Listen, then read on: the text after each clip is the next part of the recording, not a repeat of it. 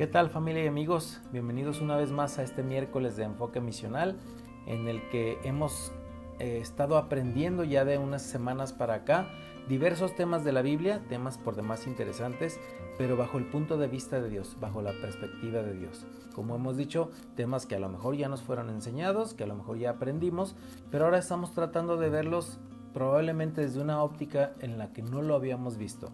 Y en esta ocasión, o más bien continuando con nuestro tema de la Biblia, el papel de la Biblia en la evangelización mundial, estamos viendo ahora el modelo para la evangelización mundial.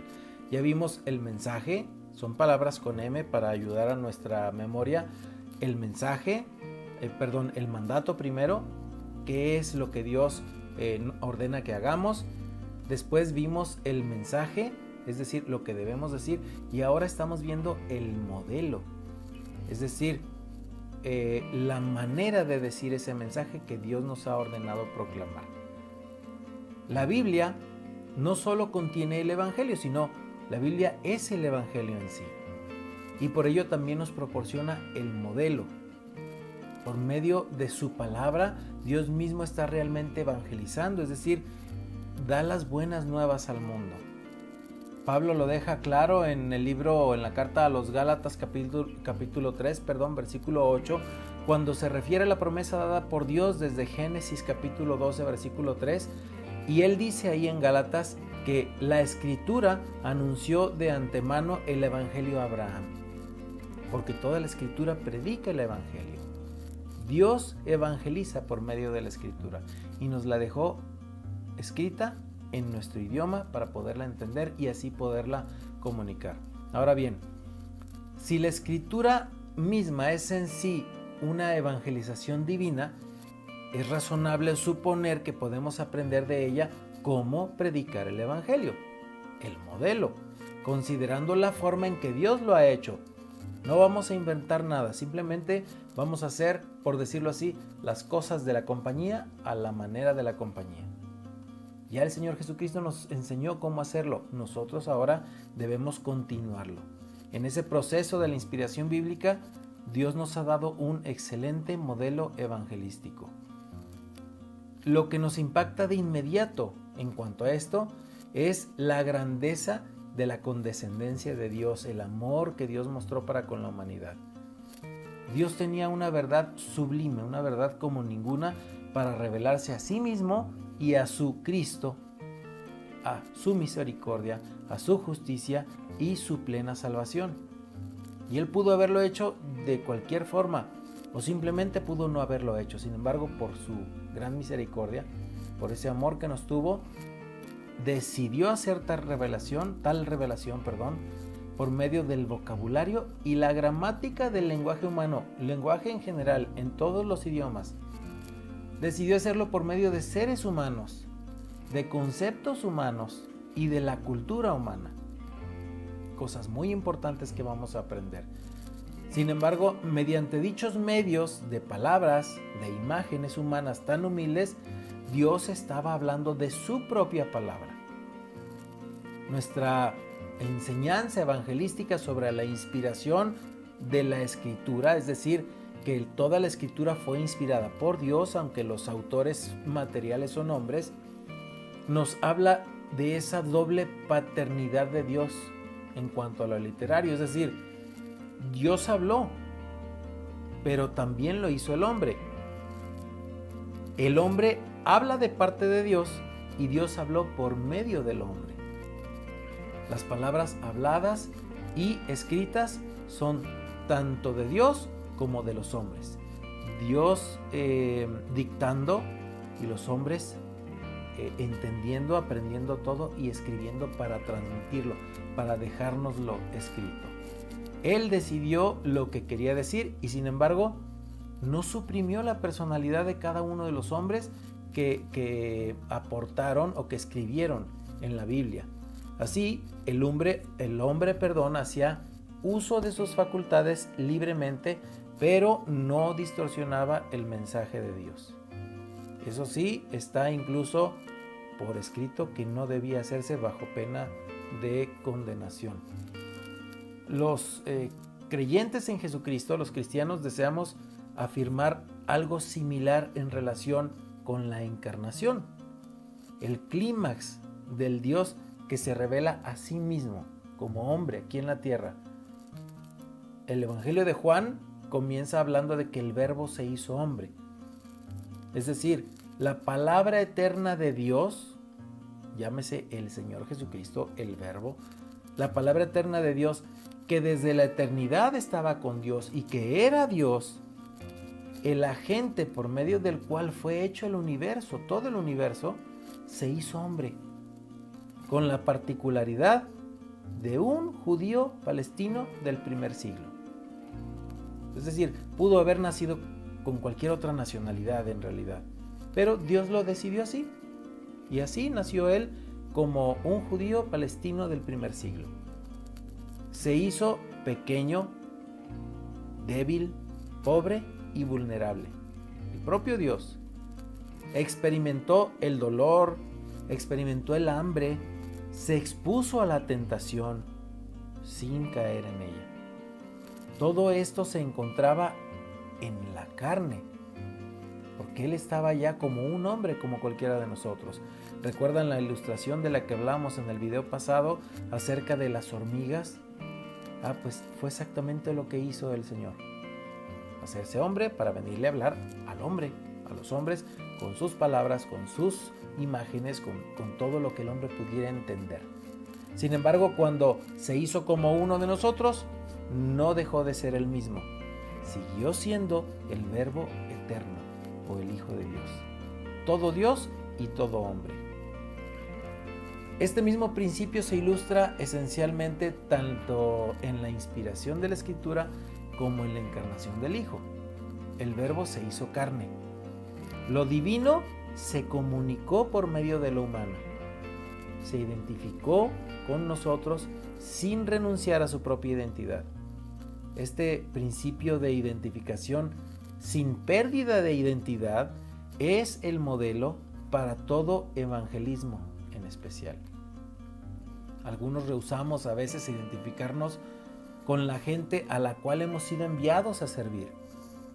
Seguimos siendo nosotros mismos y no nos mezclamos, no nos convertimos en uno de ellos. Permanecemos apartados, a lo mejor muchos se sienten superiores a la comunidad a la que fueron enviados.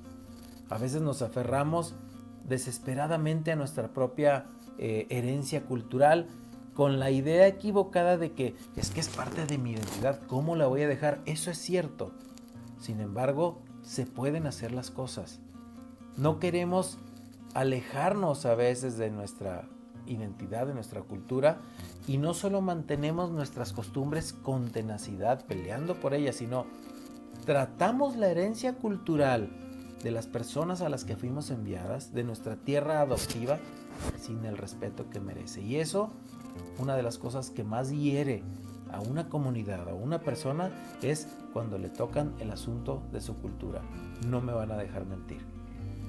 Si estamos, por ejemplo, en un partido de fútbol importante, un partido mundial, y empieza nuestro himno nacional mexicano, que no es por nosotros, dicho por el mundo, es el uno, sino es que el himno más bonito en cuanto a música, en cuanto a letra, y sobre todo, el nacionalismo, lo que nos hace sentir al escucharlo, sobre todo estando fuera de nuestro país.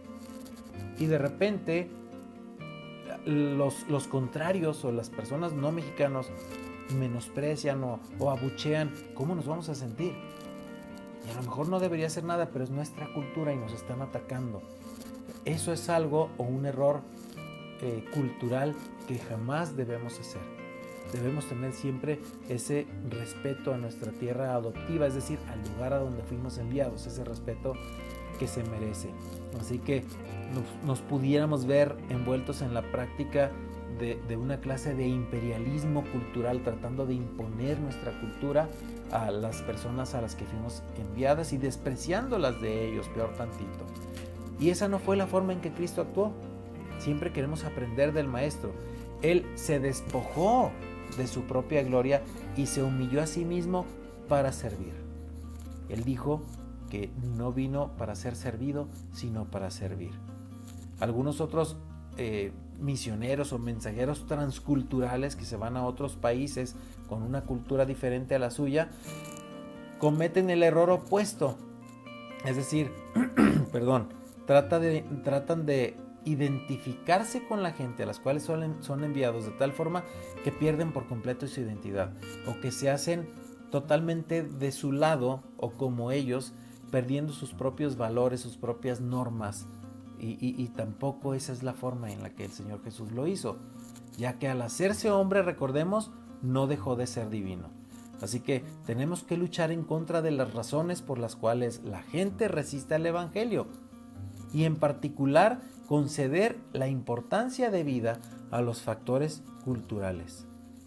Algunas personas rechazan el Evangelio simple y sencillamente porque creen que es extranjero y que va a venir a quitarles su cultura y sus costumbres, y es que no, y es que al hacerme cristiano, porque así lo toman, al hacerme cristiano voy a tener que dejar de hacer esto y voy a tener que dejar de escuchar aquello, y no es así. Todos necesitamos sujetar nuestro mensaje del Evangelio a algo más estricto, a una situación, y en una situación transcultural, los evangelistas que realizan tareas de visitación deberían con humildad llegar con los creyentes del lugar, o si no hay, con la propia gente, acercarse y tratar de discernir cómo es que su cultura se lleva, qué hay, qué se puede hacer, qué no se puede hacer o no se debe hacer, y así tratar de evitar esas distorsiones culturales del mensaje que llevamos. Así que el Señor es Señor de toda cultura.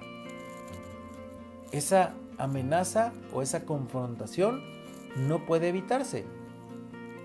Es decir, analizando la situación, el Evangelio que proclamamos presenta a las personas alguna amenaza innecesaria debido a que demanda abolir costumbres inofensivas. Hay que pensar en estas preguntas. O presenta la apariencia de ser destructivo del arte, la arquitectura, la música, es decir, todo su parte cultural nacional. O estamos demasiado orgullosos de nuestra propia cultura y por lo tanto estamos culturalmente ciegos. Para resumir todo esto, cuando Dios nos habló por medio de la Escritura, utilizó el lenguaje humano. Cuando nos habló por medio de Cristo, tomó carne humana, lo hizo hombre y nos habló como hombre. Para revelarse a sí mismo se tuvo que despojar y también se humilló. Ese es el modelo de evangelización que la propia Biblia, que el propio maestro de maestros, el evangelizador de evangelizadores, nos enseña. Existe el despojo, existe la humillación de uno mismo en toda evangelización. Evangelización auténtica. Sin esto, contradecimos entonces el Evangelio y no presentamos bien al Cristo que proclamamos. A todos me he hecho de todos, para de cualquier modo ganar a algunos. Eso es lo que decía Pablo allá en la carta de primera a los Corintios capítulo 9. Así que los invito a evangelizar de esa manera, pues Dios nos ha dado, como dijimos, el mandato, el mensaje, el modelo, y la semana que entra, si Dios nos permite, veremos los medios, es decir, el poder para hacerlo. Pero eso, como les digo, hablaremos la próxima ocasión. Que Dios les bendiga.